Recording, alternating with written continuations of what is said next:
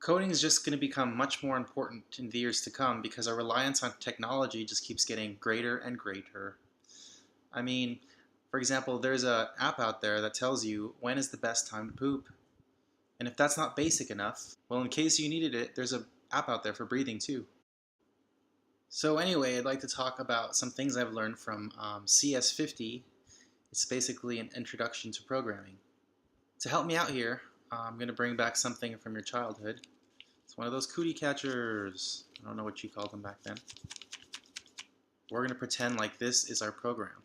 So the first thing I want to talk about is a variable. When you write a program, sometimes you go to a user and you're not sure what they're going to select. So what you do is, in order to have something in proxy, is you have a variable. So in this case, we have a variable, and it can represent one of four choices. So what do you do after they pick one of these selections? After picking a selection, the next concept after variable is a conditional statement. And it's one of those things that you think of when you say if, then. It's like one of those ultimatum things. It's like, I'm only going to love you if you give me money, kind of thing. Well, the condition statement here is if they pick a certain variable, this cootie catcher is going to behave a certain way, right? Well, the condition statement here is if they pick a certain variable, this cootie catcher is going to behave a certain way, right? So we have variable, a conditional statement, and the next thing is a for loop.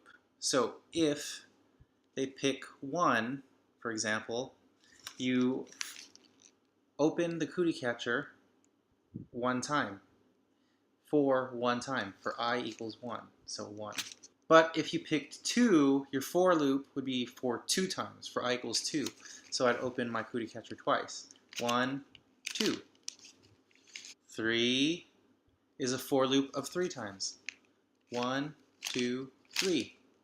So now we're inside our cootie catcher. What do you think we'd represent for the inside of the cootie catcher?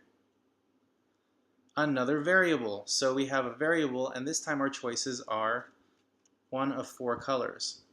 What logical statement will be used to tell us how to behave depending on which variable? A conditional statement. So if it's black, then we work a certain way. If it's yellow, then there's another behavior. If it's brown, then go another way. And if it's puce, we do another thing. And finally, what loop would tell us to iterate over the letters of each color? A for loop. So go ahead and pick a color. Puce, okay.